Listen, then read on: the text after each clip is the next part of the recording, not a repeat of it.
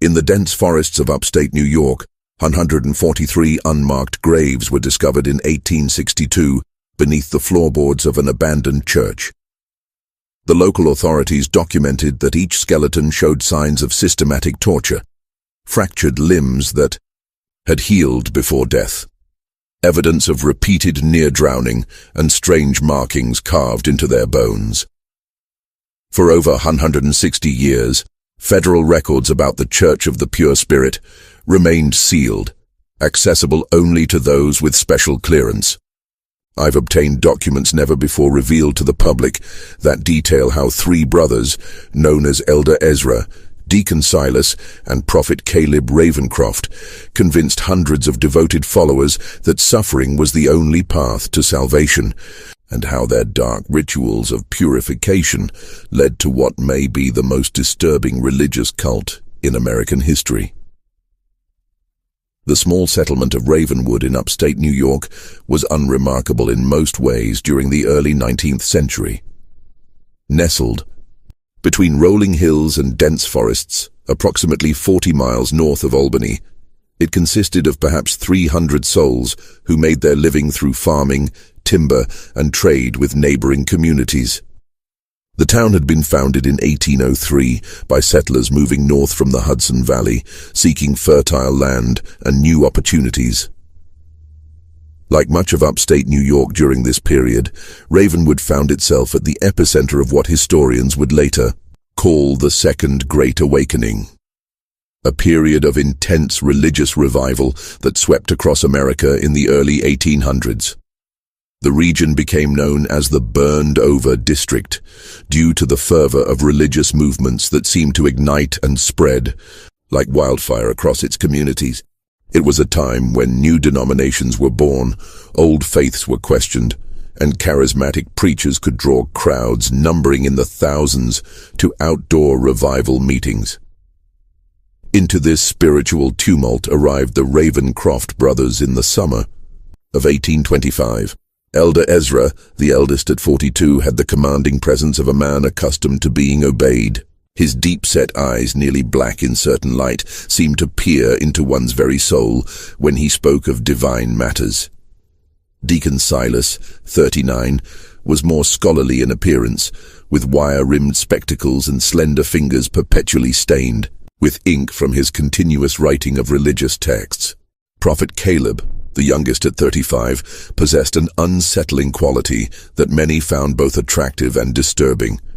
He spoke in whispers that somehow carried across crowded rooms, and his pale blue eyes would often roll back during what he claimed were divine visions. The brothers arrived with substantial means, purchasing a large tract of land on the outskirts of town, where they immediately began construction of what they called the Church of the Pure Spirit. Unlike the simple white-clapboard meeting houses common throughout New England and New York, their church was built of dark stone, quarried from the nearby hills. Its architecture was unusual, a central octagonal sanctuary surrounded by 8 smaller chambers, with a steeple rising to a height that seemed excessive for such a remote location. Most striking was the absence of windows in the main sanctuary, with light provided only by carefully positioned lanterns during services.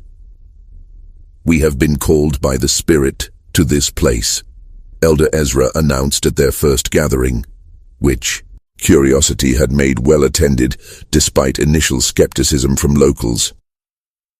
"In an age of false prophets and lukewarm faith, we bring the true message of purification through tribulation. The Spirit has revealed to us that this community shall be the cradle of a new understanding." The brothers had timed their arrival perfectly. The religious landscape of 1825 America was fractured and uncertain. Traditional denominations like the Episcopalians and Presbyterians were losing ground to more emotional and demonstrative faiths. Methodists were gaining converts through circuit riders who brought fiery sermons to the frontier. Baptists were expanding rapidly with their emphasis on individual conversion experiences, and new American-born faiths were emerging. The Mormons would begin their journey just 1 year later, and less than 100 miles away, when Joseph Smith published the Book of Mormon in 1830. In this environment of spiritual searching, the Ravencrofts' message found fertile ground. Their doctrine was deceptively simple at first. True salvation could only be achieved through suffering that burned away sin and impurity. They cited biblical passages about refinement through fire and Christ's suffering on the cross. But what distinguished their teaching was the literal interpretation. Physical suffering was not just metaphorical, but necessary for spiritual cleansing. The flesh is the vessel of sin, Deacon Silas would explain during early sermons, his voice measured and reasonable. Therefore, the flesh must be tested, tried, and purified through tribulation. Only when the body has been broken can the spirit truly soar. Their congregation grew steadily through that first year. The brothers were selective about who could join, requiring potential members to undergo a discernment interview with Prophet Caleb, who would determine if they were worthy vessels for purification. Those accepted were predominantly from three groups: the desperately poor seeking community and purpose, the deeply troubled seeking redemption from past sins, and the wealthy seeking spiritual experiences beyond what traditional churches offered. Margaret Wilkins was among the first converts. A widow who had lost her husband and 2 children to scarlet fever the previous winter, she had been contemplating ending her life when she encountered Elder Ezra in town. He looked at me as though he could see my thoughts, she wrote in a journal later discovered by federal investigators. He told me my suffering had meaning, that it was preparing me for a greater purpose. For the first time since burying my family, I felt something other than despair. By 1827, the Church of the Pure Spirit had grown to nearly 100 members. Some lived in simple dwellings constructed around the church, while others maintained homes in Ravenwood but spent most of their time at the church compound. The Ravencrofts encouraged members to donate their property and savings to the church, explaining that worldly attachments prevent spiritual elevation. The most devoted followers were invited to become vessels of the Spirit, a special status that required them to undergo more intensive purification rituals. These early ceremonies were relatively mild compared to what would come later: extended fasting, night-long prayer vigils, and rituals involving ice-cold water that symbolized the drowning of the sinful self. What few outsiders realized was how methodically the Ravencrofts were escalating the intensity of these practices.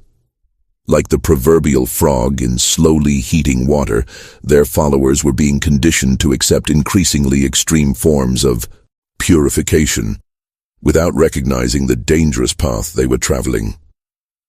By 1829, when construction began on an extensive network of chambers beneath the church, the Ravencrofts had established complete control over their followers' lives, thoughts, and bodies. The stage was set for darkness to descend upon the Church of the Pure Spirit. As Prophet Caleb reportedly told his brothers in a private meeting documented years later, "The sheep have been gathered. Now begins the true work of the shepherd." The people of Ravenwood would soon discover that the Ravencroft brothers' definition of shepherd had little to do with protection and everything to do with sacrifice. The transformation of the Church of the Pure Spirit from an unusual but seemingly benign religious community to something far more sinister can be traced to a specific date: December 21st, 1829, the winter solstice, the longest night of the year. What occurred that night would later be referred to in secret church documents as the First Ascension, and would establish the pattern for the horrors that followed. The day began with an announcement from Elder Ezra that Prophet Caleb had received a profound vision during the night. The entire congregation was summoned to the church for what was described as a revelation of the next level of purification.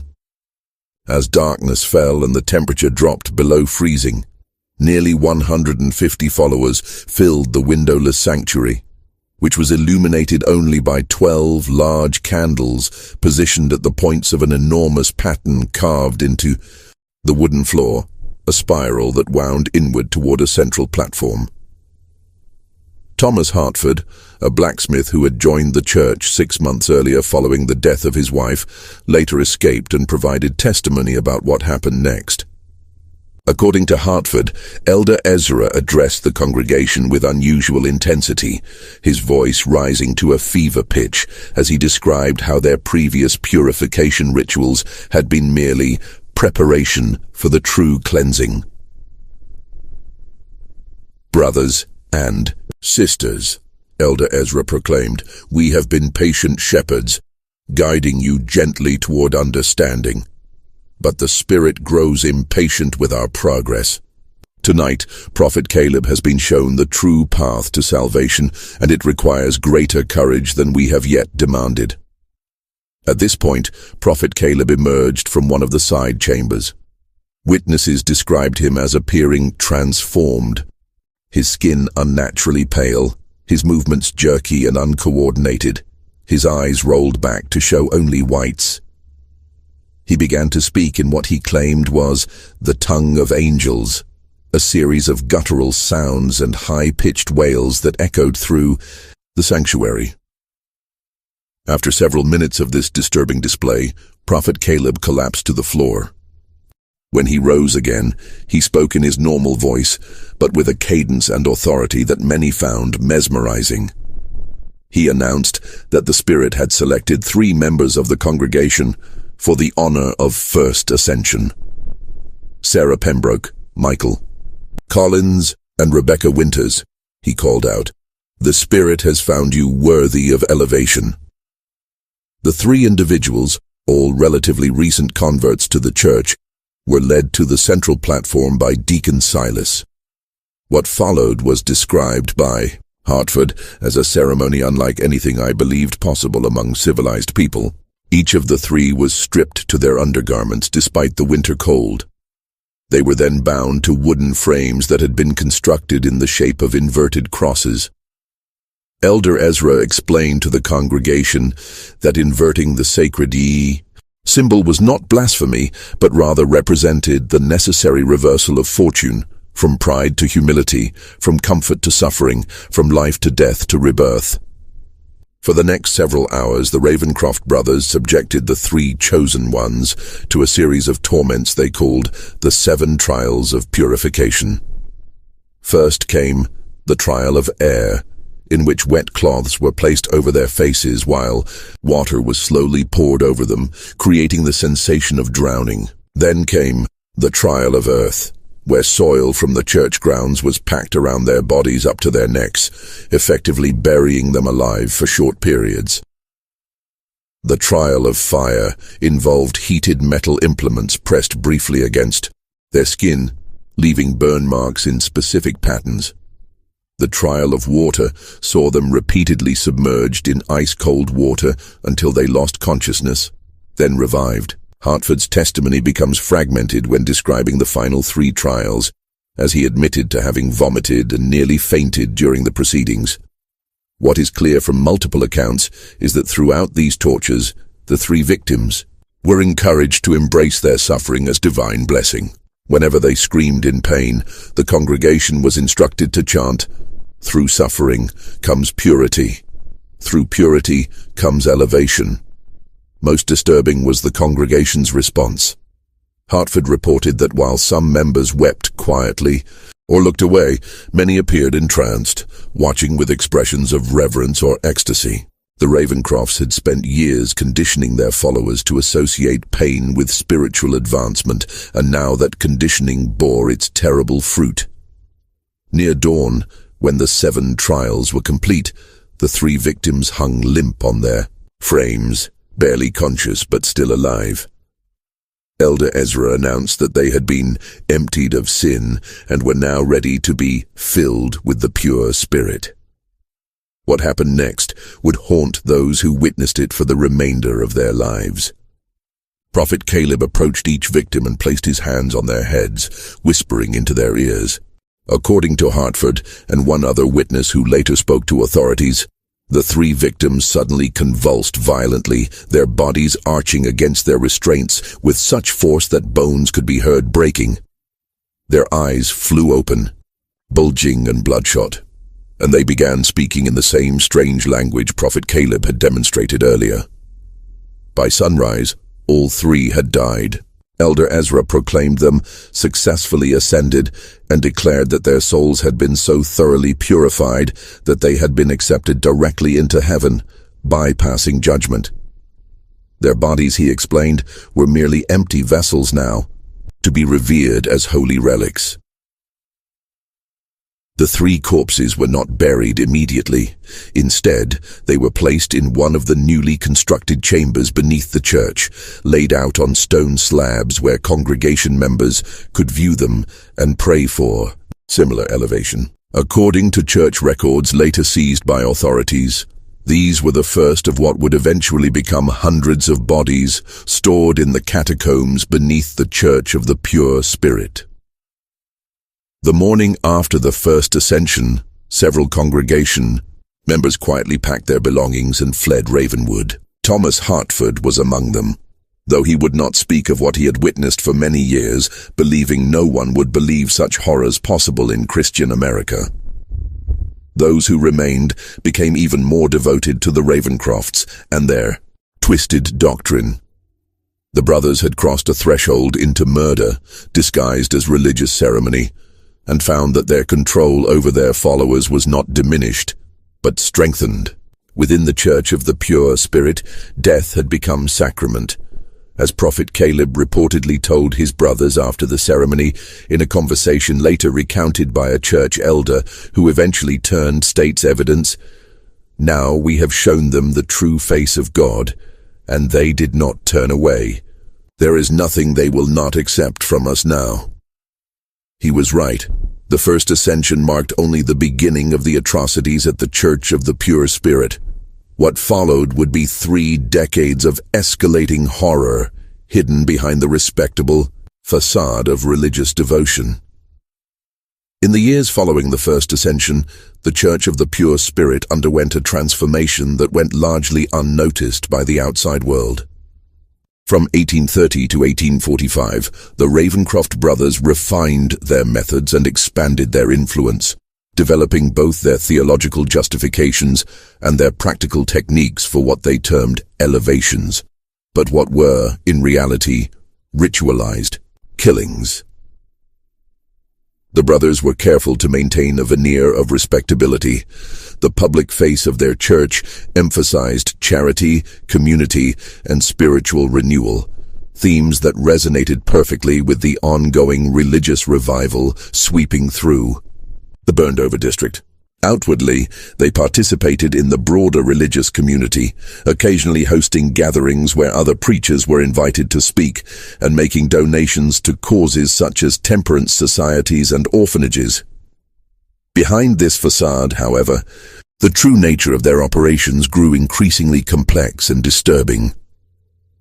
The underground chambers, initially constructed as simple cellars, were expanded into an elaborate network of tunnels and rooms that extended far beyond the church's footprint. Local workers hired for the initial construction were replaced by devoted church members who could be trusted with secrets, and eventually the excavation was performed exclusively by vessels of the Spirit, followers who had proven their absolute loyalty. By 1835, the catacombs, as they came to be known among the inner circle, contained at least 7 large chambers and dozens of smaller alcoves. Each served a specific function in the Ravencrofts' twisted theology. The chamber of preparation, where candidates for elevation were kept in isolation for days before their ordeal. The chamber of trials, where the 7 purification tortures were administered. The chamber of ascension, where the final fatal rituals took place. And most disturbing of all, the chamber of saints, where the bodies of the ascended were preserved. This preservation of corpses became a central element of the cult's practices. Unlike most religious groups that reverently bury their dead, the Ravencrofts kept the bodies of their victims in various states of preservation. Some were partially mummified using techniques Deacon Silas had allegedly learned from medical texts. Others were reduced to clean skeletons through methods that investigators would later struggle to reconstruct. These remains were arranged in elaborate tableaux throughout the Chamber of Saints, posed in positions of prayer or ecstasy, sometimes articulated with wire to maintain their posture. Elizabeth Carver, who joined the church in 1832 and eventually escaped in 1844, provided some of the most detailed accounts of these chambers. "The smell was the first thing that struck you," she recounted to federal investigators. "Not the stench of decay, as one might expect, but the overwhelming odor of chemicals, turpentine, alcohol, and something sweeter I couldn't identify. The brothers claimed it was the perfume of sanctity, but I later learned it was substances used in embalming." Carver described how new members were gradually introduced to the existence of these chambers, first hearing about them as symbolic spaces, then being permitted limited access to the less disturbing areas, and finally, for those deemed most loyal, being allowed to witness or even participate in the rituals conducted within them. "It was a careful seduction," she explained.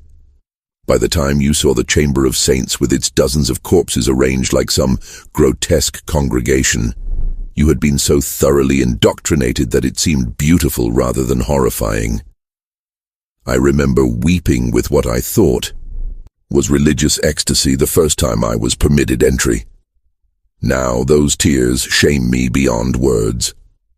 The frequency of elevations increased gradually over the years. In 1830, according to church records later seized as evidence, there were only 2 such ceremonies, resulting in 5 deaths. By 1835, the number had risen to quarterly events, each claiming 2 to 4 lives, and by 1840, monthly elevations had become the norm, with special ceremonies on solstices and equinoxes often taking larger numbers of victims. The Ravencrofts became selective in choosing candidates for elevation. Initially, they favored those without close family connections. Widows, orphans, and drifters who would not be missed. Later, as their confidence grew, they began selecting from devoted families within the congregation, framing selection as the highest honor a family could receive. To give a child to the Spirit was considered the ultimate expression of faith, Carver recalled. Parents would compete for this blessing, offering their sons and daughters with a fervor that seems unimaginable to me now. While the brothers maintained their distinct roles, Elder Ezra as the authoritative voice, Deacon Silas as the scholarly theologian, and Prophet Caleb as the mystical conduit to the divine, their private dynamics shifted over time. According to accounts from former Inner Circle members, Caleb's influence grew as his visions directed ever more aspects of church life. By 1840, it was Caleb who selected all candidates for elevation and determined the specific rituals to be used in each case.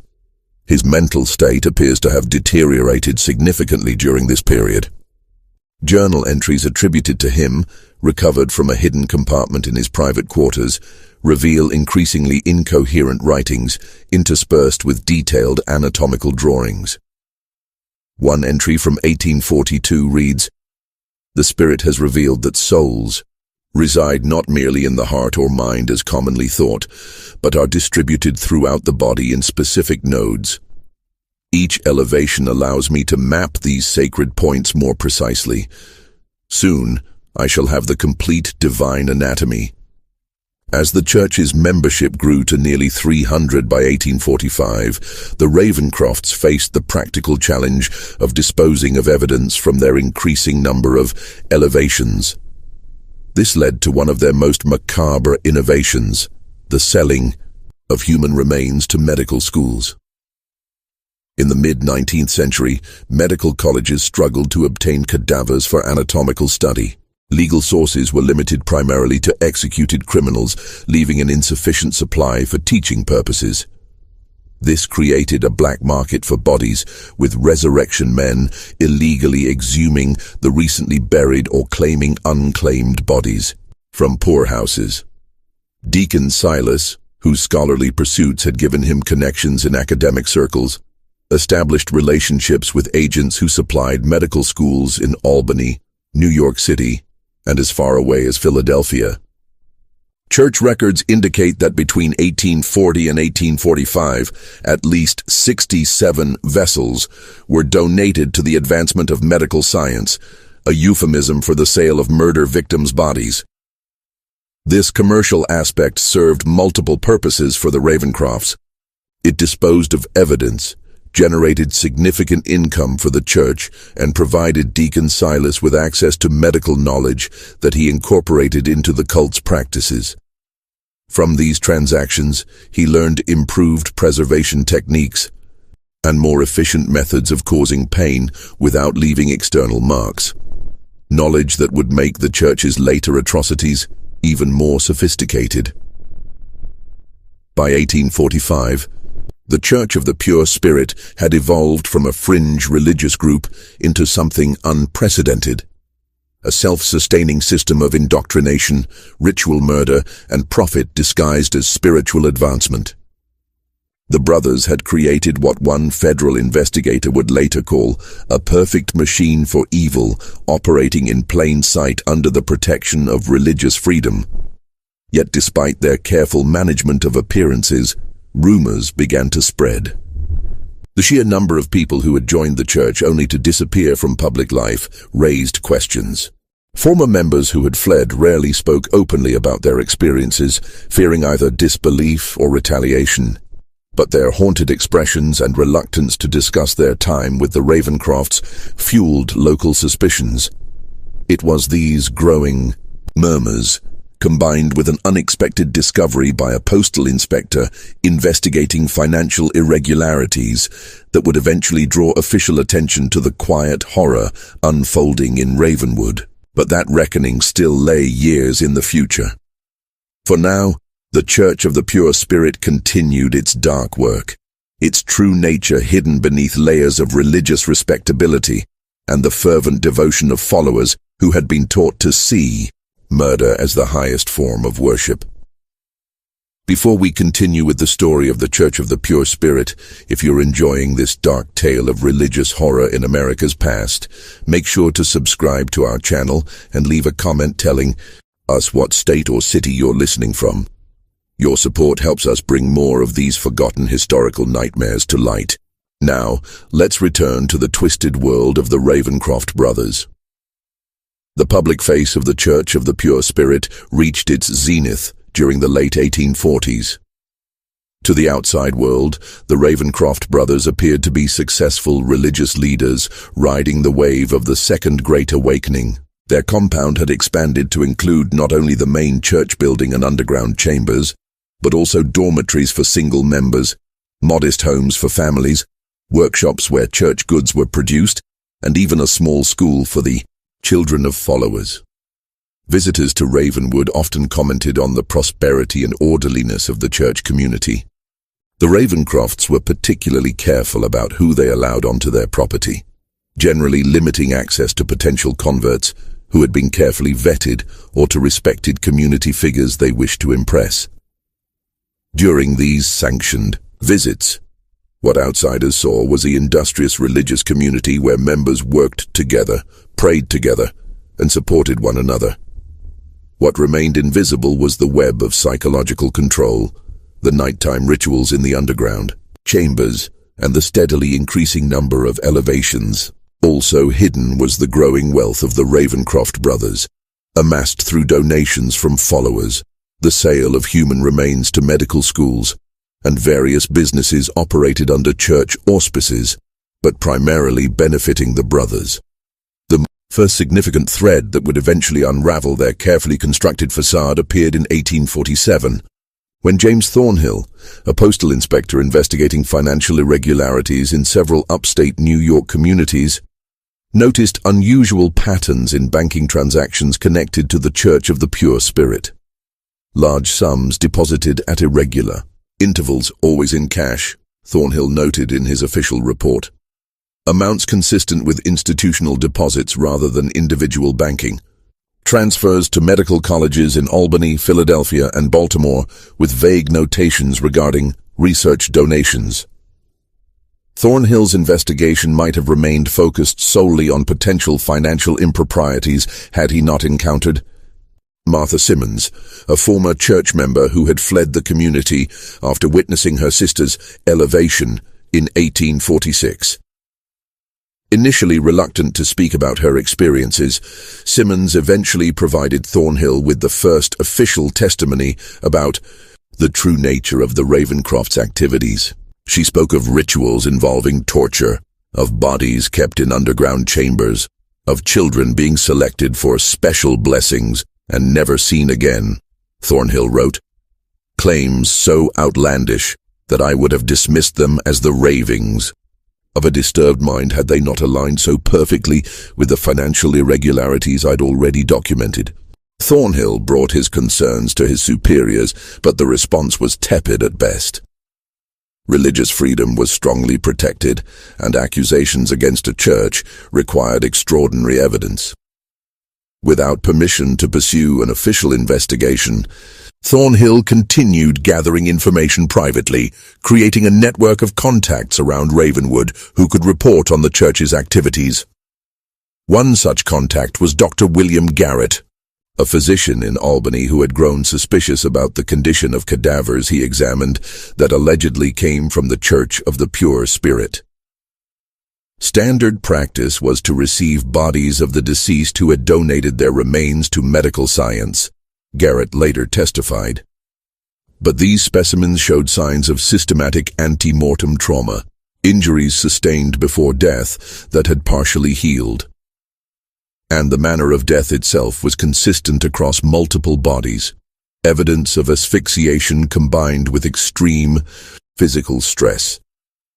In 1850, Garrett secretly reached out to Thornhill, providing detailed medical reports on 7 bodies he had examined. These documents provided the first scientific evidence that something sinister was occurring at the Church of the Pure Spirit. Still, authorities remained reluctant to act against a religious organization without irrefutable proof of criminal activity. The breakthrough came from an unexpected source. In the spring of 1851, Prophet Caleb Ravencroft's mental state, which had been deteriorating for years, reached a crisis point. According to accounts from church members who later testified, he began experiencing violent episodes where he would rave about spirits emerging from the walls and the divine anatomy becoming visible in the air. During church services, his prophetic utterances became increasingly bizarre and frightening, even to the most devoted followers. Elder Ezra and Deacon Silas attempted to manage the situation by limiting Prophet Caleb's public appearances, explaining his absences as periods of intense communion with the Spirit. In private, however, they confined him to a specially constructed room in the furthest reaches of the underground chambers, where his screams would not be heard above ground. This confinement might have contained the immediate problem had Prophet Caleb not escaped during a momentary lapse in supervision. On the night of June 17, 1851, he somehow freed himself from his restraints and made his way through the catacombs to emerge in the woods beyond the church property. What followed was described in the Albany Evening Journal as a scene of public madness unprecedented in the region's history. Naked and covered in self-inflicted wounds, Prophet Caleb appeared in Ravenwood's town square during a community gathering celebrating the summer planting. Before a crowd of horrified onlookers, he proclaimed himself the living vessel of the Pure Spirit, and began describing in explicit detail the rituals conducted beneath the church. "The blood of the purified strengthens our connection to the divine," he reportedly shouted. 217 vessels have been emptied, and the Spirit has filled me with their essence. The chambers beneath hold the sacred remains of the elevated, and soon all of you shall join them in glorious suffering. Local authorities detained Prophet Caleb, initially believing him to be simply a dangerous lunatic. When he identified himself as one of the Ravencroft brothers, however, his ravings took on new significance. Thornhill, who had cultivated relationships with several local officials, was notified immediately. He arrived in Ravenwood the following day to interview Prophet Caleb. What he found was a man in the final stages of complete psychological collapse. Prophet Caleb alternated between periods of catatonic silence and frenzied confession, during which he provided details about the church's activities that corroborated earlier testimonies from escaped members. Most significantly, he drew detailed maps of the underground chambers, including locations of hidden entrances and the Chamber of Saints, where victims' remains were kept. Armed with this new evidence and Prophet Caleb's first-hand testimony, Thornhill finally secured authorization for an official investigation. However, word of Prophet Caleb's detention and subsequent questioning reached Elder Ezra and Deacon Silas before authorities could organize a proper search of the church grounds. What happened next demonstrated the brothers' ruthless efficiency in crisis management. Within hours of learning of Prophet Caleb's detention, they initiated what church records later revealed was a contingency plan called the Cleansing Flame. Members of the inner circle were dispatched to remove the most incriminating evidence from the underground chambers, particularly financial records and the most recently deceased bodies. Then, in a move that showed both desperation and calculated cunning, they orchestrated a controlled fire in the main church building. The fire was carefully set to destroy specific areas while leaving others intact, creating the appearance of a tragic accident rather than deliberate destruction of evidence. By the time authorities arrived with a search warrant on June 19, 1851, they found the church building partially burned and the congregation engaged in recovery efforts. Elder Ezra greeted officials with apparent cooperation, expressing shock at his brother's mental breakdown and offering full access to the property. "It seems God has tested us doubly," he reportedly told investigators. "First with the affliction of my beloved brother's mind, and now with this terrible fire. But we shall rebuild, as faith must always rise from ashes." The investigation that followed was hampered not only by the fire damage, but by the brothers' meticulous preparation. The entrance to the main tunnel system had been collapsed in the fire, making access difficult. When excavation finally revealed the underground chambers, investigators found them partially flooded, a result of deliberately diverted water from a nearby stream. Many rooms had been emptied of their contents, with evidence of hasty removal. Nevertheless, enough remained to confirm the most disturbing aspects of Prophet Caleb's confession.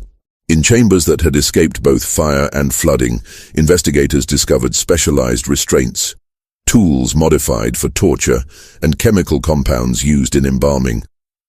Most damning was the Chamber of Saints, where despite efforts to remove evidence, dozens of human remains were found in various states of preservation. "The scene defies adequate description," wrote federal investigator Daniel Blackwood in his official report. "Skeletal remains arranged in poses of supplication. Partially preserved corpses seated as though participating in some macabre congregation. And most disturbing, small chambers containing the remains of children, positioned as though at play but bearing clear evidence of violent deaths."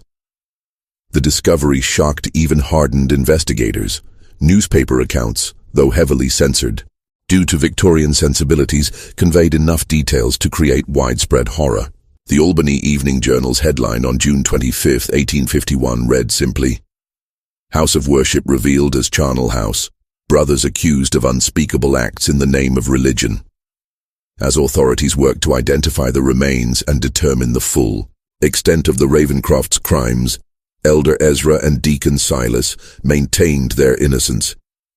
They claimed that Prophet Caleb had conducted his activities in secret, without their knowledge or approval, and expressed shock and dismay at the discoveries. Given their careful compartmentalization of church operations, this defense might have carried some weight had it not been for one final, damning piece of evidence. In a hidden compartment beneath Deacon Silas's personal quarters, investigators discovered a leather-bound ledger documenting every elevation from 1829 to 1851. The book, written in Deacon Silas's distinctive handwriting, contained names, dates, descriptions of methods used, and notations regarding the disposition of remains, including those sold to medical institutions. Most incriminating were entries specifically attributing direction and participation to all three brothers, with special mention of Elder Ezra's role in selecting candidates for elevation. This ledger, combined with testimony from former members and Prophet Caleb's confession, provided overwhelming evidence of the brothers' guilt. On July 3, 1851, Elder Ezra and Deacon Silas Ravencroft were arrested on multiple charges of murder, fraud, and desecration of human remains. The case against the Ravencroft brothers would become one of the most sensational trials of the mid-19th century. Though much of the most disturbing evidence was kept from public view by authorities concerned about its potential impact on public morality and religious sensibilities, the investigation continued to uncover new horrors, expanding well beyond the events at the church itself, to include the brothers' earlier activities and the full network of their operations. But even as the legal process moved forward, the darkest secrets of the Church of the Pure Spirit remained hidden, awaiting discovery by those who would continue to investigate long after the Ravencrofts had faced justice. As the investigation into the Church of the Pure Spirit deepened through the summer of 1851, authorities found themselves confronting a criminal enterprise far more extensive than initially believed. The Ravencroft brothers had created not merely a cult with aberrant practices, but an intricate system that extended tendrils into multiple aspects of American society: religious, medical, and financial. Elder Ezra and Deacon Silas remained in custody awaiting trial, while Prophet Caleb had been committed to the state lunatic asylum at Utica, deemed too mentally unstable to stand trial. Their followers, meanwhile, had scattered, some fleeing to avoid prosecution, others remaining in Ravenwood in a state of shock and disbelief, their entire worldview shattered by the revelations. Federal investigator Daniel Blackwood, assigned to lead the case, established a temporary office in Ravenwood to coordinate the sprawling investigation. As he pieced together evidence from church records, witness testimonies, and forensic examinations, a disturbing timeline emerged that stretched back even before the brothers' arrival in upstate New York. The Ravencrofts did not begin their crimes in Ravenwood, Blackwood wrote in a confidential report to his superiors in Washington. Evidence suggests similar activities in at least 3 previous locations, dating back to 1817. In each case, they established a religious community, gathered vulnerable followers, and departed before authorities became suspicious. What distinguishes Ravenwood is not the nature of their activities, but their duration and scale. Records recovered from a hidden vault beneath Deacon Silas's quarters revealed that the brothers had operated under different names in Connecticut, Pennsylvania, and Ohio before settling in New York. In each location, they had refined their methods, learning from mistakes and developing the theological framework that would eventually become the doctrine of the Church of the Pure Spirit. Most disturbing was evidence suggesting the brothers had not acted entirely alone. Correspondence between Deacon Silas and individuals at several medical colleges indicated knowledge, if not explicit awareness, of the illicit source of the specimens being provided. One letter from a prominent Philadelphia anatomist, dated D. 1844, praised the exceptional quality and unique preparation of bodies received from the church, noting that the subjects show evidence of systematic anatomical study prior to death, as though the bodies were prepared for our work while still living. This revelation opened a new and horrifying dimension to the case. The Ravencrofts had not merely been killing their followers in the name of religious purification. They had been conducting systematic experiments on living subjects, documenting their findings, and selling both the bodies and their research to medical institutions. The brothers appear to have been conducting a form of primitive physiological research.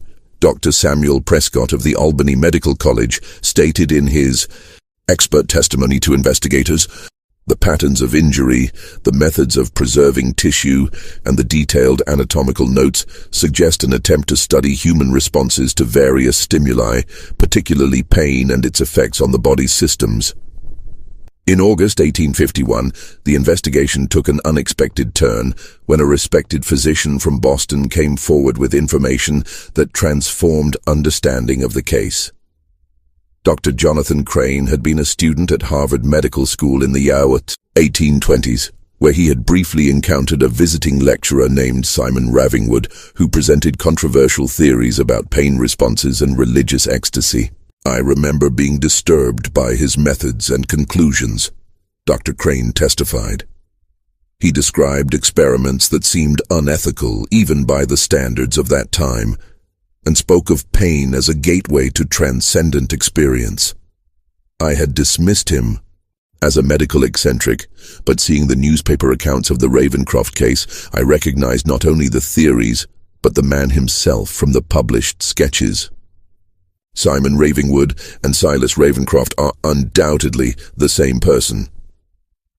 This connection suggested that the religious doctrine of the Church of the Pure Spirit had not been merely a means of controlling followers or justifying murder, but rather that the religious framework had been constructed specifically to facilitate systematic human experimentation. The brothers had created a belief system that not only permitted but sanctified the very acts that served their research.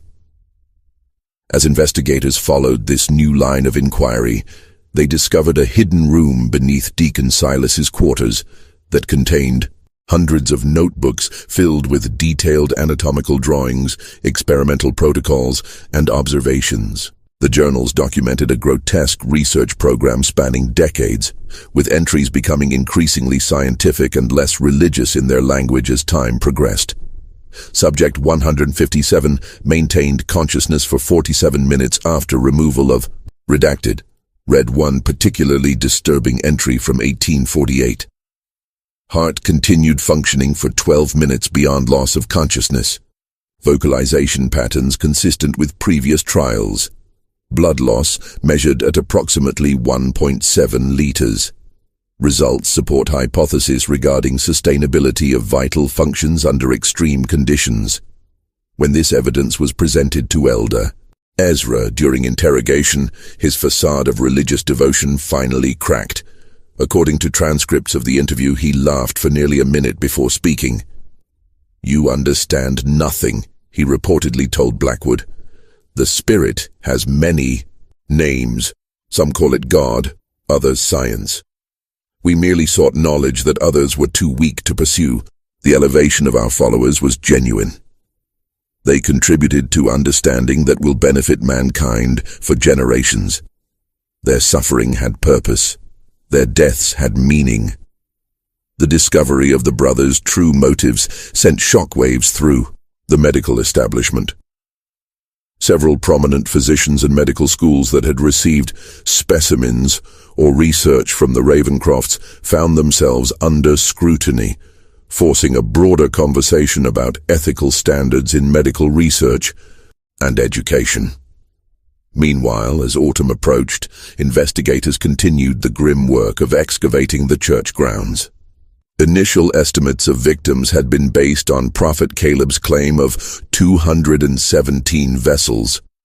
But as the dig progressed, it became clear that the actual number was significantly higher. "We have identified remains of at least 276 individuals thus far," Blackwood reported in September. "Based on soil analysis and structural expansion of the underground chambers, we believe additional remains may be found beneath the adjacent property." The brothers appear to have been tunneling outward as their operation expanded. The investigation was further complicated by the discovery of correspondence suggesting that not all of the victims had been willing members of the church. Letters between Elder Ezra and various associates in nearby towns indicated a system for identifying and acquiring suitable subjects, predominantly travelers, immigrants and others who would not be immediately missed. The red-haired Irishman who passed through last Thursday would make an excellent vessel. Read one such letter from a church member in a neighboring community. No family, seeking work, strong constitution. I have directed him to Ravenwood with promise of employment at the mill. Expect his arrival by Saturday next. This evidence transformed understanding of the case from one of religious extremism, preying on willing followers, to something closer to organized abduction and murder for both profit and pseudoscientific research. The implications were disturbing not only for the scale of the brothers' crimes, but for the suggestion of a wider network of complicity. Just when we thought we'd seen it all, the horror in Ravenwood intensifies. If this story is giving you chills, share this video with a friend who loves dark mysteries. Hit that like button to support our content, and don't forget to subscribe to never miss stories like this. Let's discover together what happens next. The breakthrough that would ultimately reveal the full extent of the Ravencroft's operation came in October 1851, when investigators located Samuel Parsons, who had served as the church's accountant from 1835 to 1849 before being replaced by a newer member. Living under an assumed name in western Massachusetts, Parsons had fled the church after discovering the true purpose of certain financial transactions. I believed I was managing donations and legitimate business interests, Parsons testified, after being granted immunity. When I discovered entries for specimen preparation and research grants that corresponded with disappearances among the congregation, I began keeping private records. When Elder Ezra discovered my separate ledger, I was scheduled for special prayer counseling, a term I had learned meant selection for elevation. I fled that night with only the clothes on my back. Parsons provided investigators with detailed financial information from memory, including names of medical institutions that had paid for bodies and research, wealthy patrons who had funded the brothers' work, believing it to be legitimate scientific inquiry, and church members who had assisted in various aspects of the operation. Most significantly, he revealed the existence of a second facility located nearly 40 miles from Ravenwood, a remote farmhouse that the brothers had purchased through an intermediary in 1840. According to Parsons, this location was used for special research that was kept separate even from the inner circle of the church. Elder Ezra called it the garden, Parsons recalled. Only he, Deacon Silas, and 2 trusted assistants ever went there. Supplies were delivered monthly, medical equipment, chemicals, specialized restraints, and occasionally selected subjects would be transported there, always at night. None ever returned. When authorities located and searched the farmhouse, what they discovered exceeded even the horrors found beneath the church. The building had been converted into a sophisticated research facility with rooms designed for different types of experiments. Detailed records indicated that this location had been used primarily for long-term studies. Subjects kept alive for weeks or months while various procedures were performed and documented. Most disturbing was evidence that the brothers had been particularly interested in the effects of their purification techniques on children. A separate building on the property contained small cells and equipment sized for juvenile subjects. Records indicated that at least 37 children, ranging in age from 4 to 16, had been held at the facility between 1840 and 1851. This discovery galvanized public outrage like nothing before. Newspapers that had been relatively restrained in their coverage now published lurid details, with the New York Tribune running the headline, "Monsters in Human Form, Ravencroft Brothers' Crimes Against Innocents Revealed." Public demonstrations demanded swift justice, and political pressure mounted for an exemplary prosecution. Elder Ezra and Deacon Silas, who had maintained a certain composure throughout earlier phases of the investigation, reportedly showed signs of breaking under the accumulated evidence. Prison guards noted that Elder Ezra had begun speaking to invisible presences in his cell, while Deacon Silas attempted suicide after being confronted with evidence from the garden. As 1851 drew to a close, the case against the Ravencroft brothers had grown from a local horror to a national sensation. The upcoming trial promised to be one of the most significant criminal proceedings in American history, with implications not only for the defendants, but for religious freedom, medical ethics, and the dark capabilities that could hide behind respectable facades. Yet even as preparations for the trial progressed, Investigator Blackwood remained troubled by lingering questions. The brothers' activities spanned too many years and locations to have gone completely undetected. Their connections to medical institutions and wealthy patrons suggested a level of protection that seemed implausible without some form of official complicity. And the sophistication of their operation indicated resources beyond what church donations alone could provide. I am increasingly convinced that we have uncovered merely the visible portion of something far more extensive. Blackwood wrote in his personal journal in December 1851, "The Ravencrofts are undoubtedly guilty of unconscionable crimes, but I cannot escape the suspicion that they were part of a larger enterprise, one that may continue to operate despite their apprehension. The question that haunts me is not whether justice will be served in this case, but whether the full truth will ever come to light." His concerns would prove prophetic in ways he could not have anticipated as the trial of the century prepared to begin in Albany in January 1852. The trial of Elder Ezra and Deacon Silas Ravencroft began on January 12, 1852 in Albany, New York, amid unprecedented security and public interest. The courthouse was surrounded daily by crowds numbering in the thousands, some traveling from as far as Boston and Philadelphia to witness proceedings in what newspapers had dubbed the trial of the unholy brothers.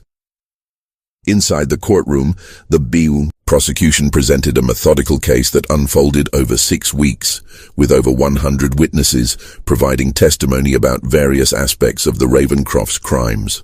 Survivors of the church described the psychological manipulation and gradual indoctrination that had led them to accept increasingly extreme purification rituals.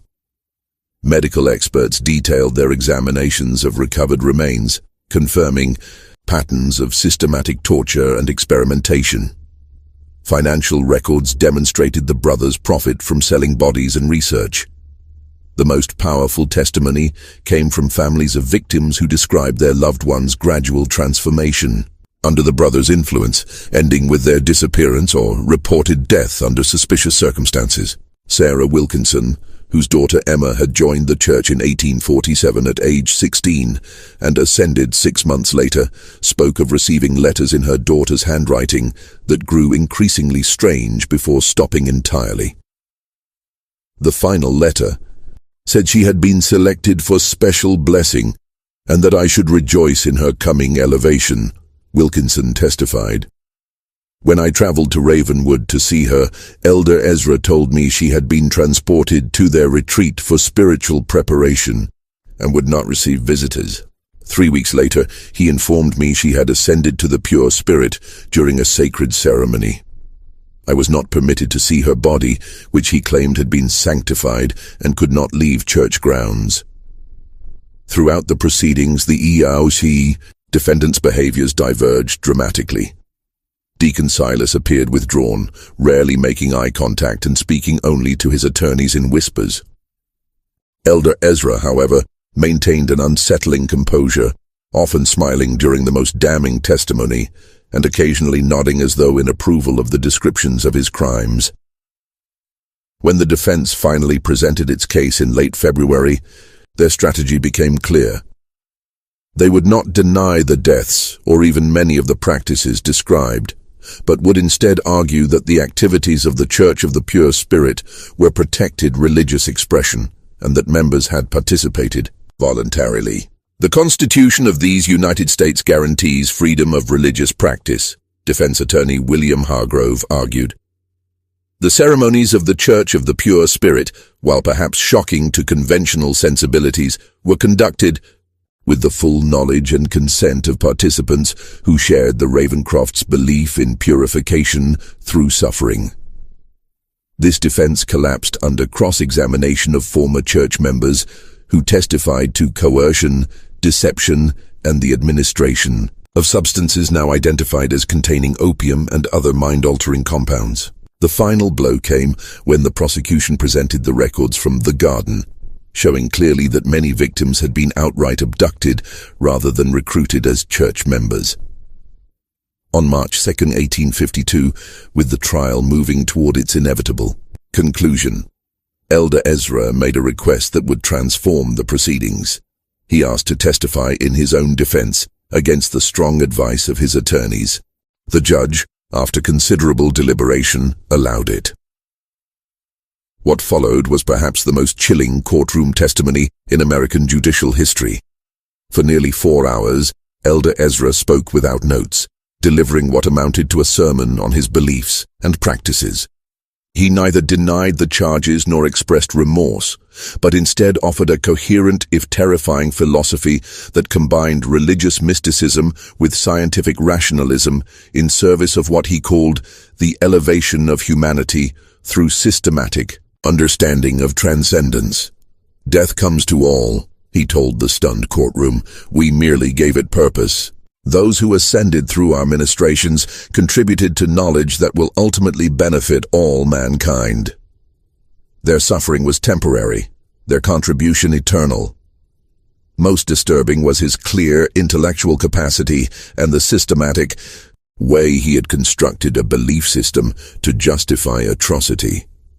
He spoke of pain as the purest form of consciousness, of death as merely a transition of energy, and of his victims as willing participants in the greatest scientific and spiritual endeavor of our age. When prosecutor James Sullivan asked about the children found at the garden, Elder Ezra's response sent audible gasps through the courtroom. "The young vessel receives the Spirit most purely.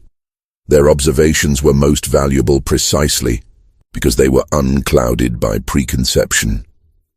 We honored them by allowing their suffering to illuminate paths others fear to tread." At this statement, a man in the gallery, later identified as Harold Winters, whose son had disappeared after attending a church service in 1847, rushed toward the witness stand with a concealed knife. He was restrained by court officers before reaching Elder Ezra, who had not flinched or attempted to move. "You see," Elder Ezra remarked calmly after Winters had been removed. "Even now, the mere suggestion of truth provokes violence from those too limited to comprehend it. This has always been the response to those who push beyond conventional boundaries of knowledge and belief." After Elder Ezra's testimony, Deacon Silas declined to take the stand.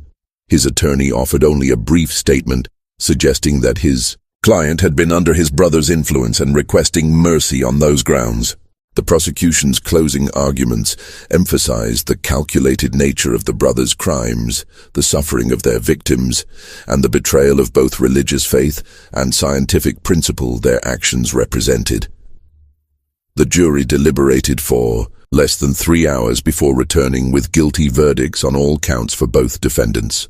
On March 10, 1852, Judge William Blackwood sentenced the Ravencroft brothers to death by hanging, declaring their crimes an offense against God, humanity, and the moral foundation upon which civilized society rests.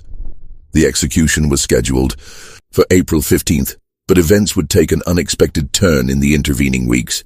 Prophet Caleb, who had been confined to the asylum at Utica, died under mysterious circumstances on March 20th. Official reports stated he had succumbed to nervous exhaustion, but rumors suggested either suicide or murder by attendants who had learned of his connection to the notorious case. More significantly, on the night of April 7th, a fire broke out in the Albany jail where the Ravencroft brothers were being held. By the time the blaze was controlled, 3 inmates and 2 guards had died from smoke inhalation. Initial reports indicated that Deacon Silas was among the dead, his body identified by distinctive rings he wore. Elder Ezra, however, was not found among either the dead or the survivors. The manhunt that followed was the largest in New York. State history to that point. Federal authorities joined local law enforcement in searching for the escaped prisoner, with wanted posters distributed throughout the Northeast. Reported sightings came from as far away as Chicago and Montreal, but none led to capture. As weeks passed without success, troubling questions emerged about the circumstances of the jail fire and Deacon Silas's death. The official identification had been made hastily, based primarily on personal effects, rather than clear recognition of the badly burned body. Some investigators, including Blackwood, questioned whether either brother had actually died in the fire. The timing and nature of the incident suggests planning and outside assistance, Blackwood wrote in a confidential report. The possibility must be considered that both brothers escaped, with one corpse misidentified as Deacon Silas, while another prisoner remains unaccounted for in the confusion. This theory gained credibility when investigators discovered that a substantial sum, nearly $30,000, had been withdrawn from a bank account connected to the church just 2 days before the fire by an individual matching the description of Jacob Thornton, one of the brothers' most devoted followers who had disappeared after their arrest. The most disturbing development came in June 1852, when a physician in Baltimore was found murdered in his home under bizarre circumstances. Dr. Edward Mitchell had been one of the medical professionals implicated in receiving specimens from the Church of the Pure Spirit, though he had cooperated with authorities and avoided prosecution. His body was discovered positioned in a manner identical to the elevated victims from the church, with a note pinned to his chest reading simply, "The Spirit sees all who betray its work." This killing, followed by similar murders of 2 other physicians with connections to the case over the next year, suggested that the brothers, or their followers, were systematically eliminating those who had assisted the investigation. Each victim was found arranged in the same ritual posture, each with a similar note, creating a wave of fear among those who had been involved in the case. By 1854, the active investigation had been scaled back, with Elder Ezra presumed to have fled the country. Occasional reports of religious groups with practices reminiscent of the Church of the Pure Spirit emerged from places as distant as New Orleans, St. Louis, and San Francisco, but none led to the recapture of the infamous preacher.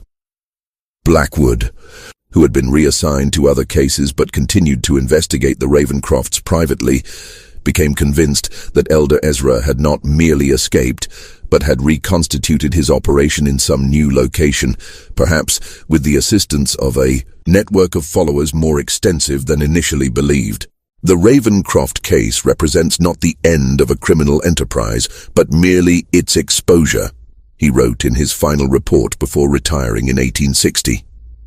The combination of religious fervor, scientific curiosity without moral constraint, and the promise of transcendent knowledge creates a powerful allure that did not die with our prosecution of 2 of its practitioners. I fear we have merely driven this darkness further into the shadows, where it continues its work beyond our sight. His assessment would prove prophetic. In the decades that followed, scattered reports would emerge of religious groups with striking similarities to the Church of the Pure Spirit, appearing briefly before disappearing again, often leaving unexplained disappearances in their wake. None were directly linked to Elder Ezra Ravencroft, yet the pattern suggested his influence lived on. The most significant such incident occurred in 1862, a decade after the original case, when a small church calling itself the Sanctuary of Divine Understanding was discovered abandoned near the Massachusetts-Vermont border. Local authorities, investigating reports of strange noises and lights, found an empty building with a hidden cellar containing evidence of recent ritual activities consistent with the Ravencrofts' practices. Most disturbing was a journal recovered from the site, written in handwriting experts would later confirm matched Elder Ezra's known script. The final entry, dated just 3 days before the discovery, read, "The work continues as it must. Each vessel contributes to understanding. Each elevation brings the final revelation closer. 100 years from now, when the full truth emerges, all will recognize our sacrifice as the foundation of a new age of understanding. The Spirit is patient. So too must be its servants." Whether this represented Elder Ezra's final testament or merely another disappearance before resurfacing elsewhere remains unknown. No confirmed sighting of him was ever recorded after the Albany jail fire, leaving his ultimate fate as one of the great unsolved mysteries of American criminal history.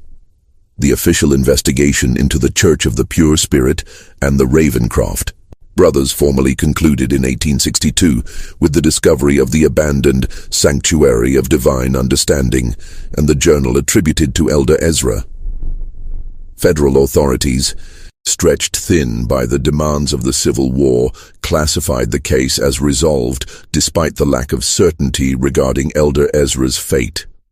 The physical evidence from both Ravenwood and the subsequent sites linked to the brothers was consolidated in a special archive within the Department of Justice, accessible only to officials with specific authorization.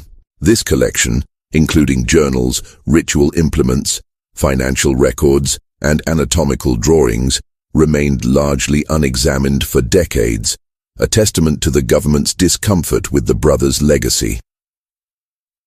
In the communities affected by the Ravencrofts, the process of healing and reconciliation proceeded slowly. Ravenwood itself never fully recovered from its association with the notorious case. The church property was seized by the state, the buildings demolished, and the land left vacant. Many residents relocated rather than live with the stigma of connection to what newspapers had called the American House of Horror.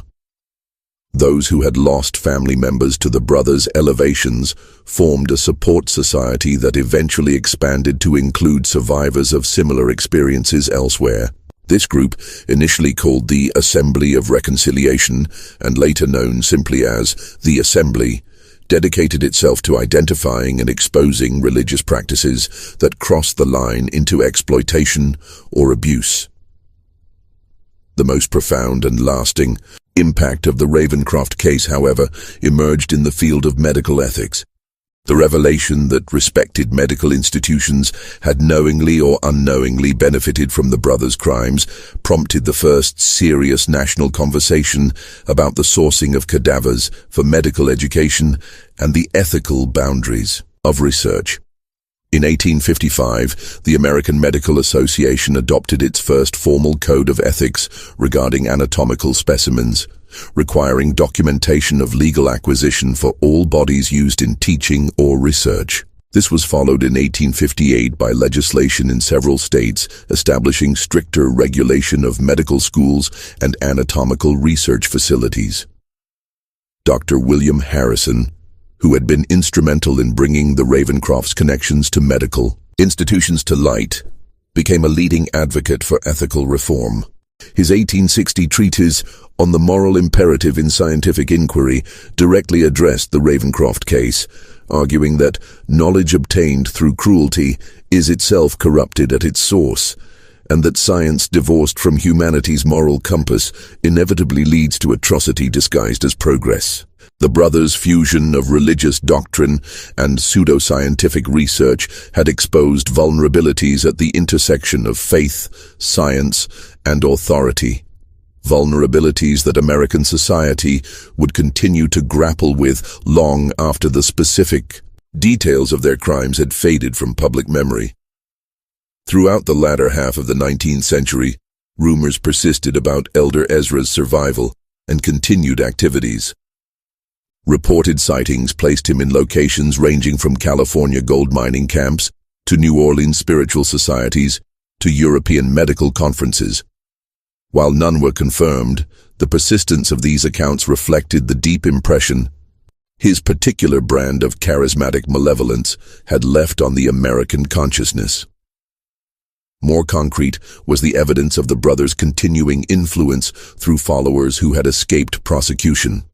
Between 1865 and 1890, authorities identified at least 7 small religious groups in different parts of the country that incorporated elements of the Church of the Pure Spirit's doctrines and practices. While none reached the scale or extremity of the original, their existence suggested that the brothers' ideas had taken root beyond their direct control. The most significant such group was discovered in 1879 in rural Missouri, where a charismatic preacher, calling himself Brother Elijah, had established a small community centered on the concept of transcendence through tribulation.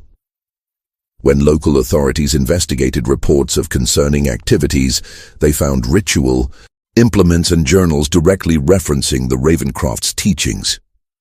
Brother Elijah, later identified as Thomas Whitfield, a former Inner Circle member of the Church of the Pure Spirit, took his own life rather than face arrest. The final confirmed chapter of the Ravencroft saga came in 1899 when a collection of papers was anonymously donated to the Harvard Medical School library. The materials, contained in a locked iron box, included extensive journals, anatomical drawings, and experimental notes spanning from 1852 to 1898, the year preceding the donation.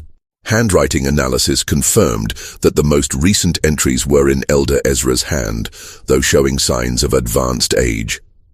The final entry, dated December 31st, 1898, read, "As the century draws to its close, so too does my work in this vessel.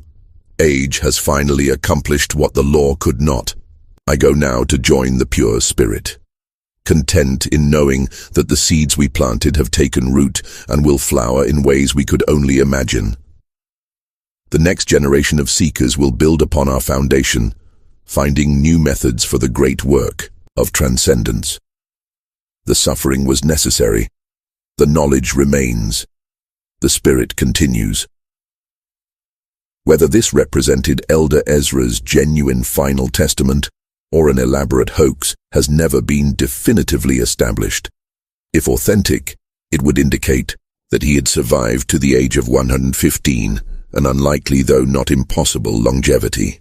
More significant than the question of authorship, however, was the fact that the journals contained detailed experimental protocols and observations that appeared to have influenced certain legitimate medical research in the early 20th century, suggesting that elements of the brothers' work had indeed infiltrated mainstream science despite their horrific methods. Harvard officials, upon recognizing the nature of the materials, immediately sealed them from public access. In 1902, after consultation with federal authorities, the collection was transferred to a secured government archive, where it remained classified until 1972, when limited access was granted to scholars researching the history of medical ethics. The site of the original Church of the Pure Spirit in Ravenwood remained vacant until 1923, when the state of New York designated it a restricted area, fencing the property and posting warnings against trespassing. Local legends claimed the ground was cursed, with stories of strange lights, unexplained sounds, and feelings of overwhelming dread reported by those who ventured too close to the perimeter. In 1967, a team from the State University of New York conducted the first archaeological survey of the site, using then-modern techniques to examine areas that had been inaccessible during the original investigation. Their discoveries included additional human remains in previously unexcavated portions of the tunnel system, bringing the estimated victim count to over 400, significantly higher than the 276 documented in the official record. Most disturbing was the discovery of a sealed chamber containing remarkably well-preserved documents that appeared to outline plans for expansion beyond Ravenwood. These materials suggested that the Church of the Pure Spirit had been intended as merely the first node in a network of similar operations throughout the United States and potentially abroad, a vision that Elder Ezra may have continued pursuing after his escape. Today, more than 160 years after the Ravencroft's reign of terror was exposed, their legacy persists in multiple domains. In religious studies, they represent an extreme example of how charismatic leadership, incremental normalization of deviant behavior, and the human desire for transcendent meaning can combine to enable atrocity. In medical ethics, their case continues to be cited as a foundational example of the necessity for moral boundaries in scientific inquiry. In criminal psychology, they stand as early examples of organized, systematic killers who operated under the protection of respected social institutions. For the communities and families touched by their crimes, however, the Ravencrofts represent something more immediate and personal, a wound in the fabric of American history that has never fully healed. Descendants of victims and survivors still gather annually in a small ceremony at a memorial established in Albany in 1902, bearing the simple inscription, "For those lost to darkness, that their suffering not be forgotten." The questions that haunted investigator Blackwood in 1852 continue to resonate. How did the brothers develop their unique fusion of religious control and pseudo-scientific experimentation? Who else knew of or facilitated their activities?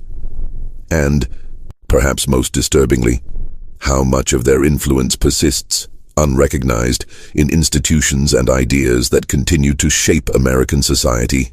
The true horror of the Ravencroft case lies not merely in the brothers' grotesque acts, but in the recognition that their story represents not an aberration, but a dark possibility inherent in the human capacity for both reverence and cruelty. Their legacy stands as a warning about the dangers when charisma, authority, and ideology combine to override our most fundamental moral constraints. In the dense forests of upstate New York, the land where the Church of the Pure Spirit once stood remains empty, the earth still scarred by foundations that no amount of time seems able to completely erase. Local residents say that even now, on particularly still nights, the area is marked by an unnatural silence, as though something in that soil continues to absorb sound, light, and warmth, hungry for the human suffering that once fed it so abundantly. This mystery shows us how thin the veneer of civilization can be when authority figures twist faith and science to serve their darkest impulses. What do you think of this story? Do you believe everything was revealed? Leave your comment below. If you enjoyed this tale and want more horror stories like this, subscribe, hit the notification bell, and share with someone who loves mysteries. See you in the next video.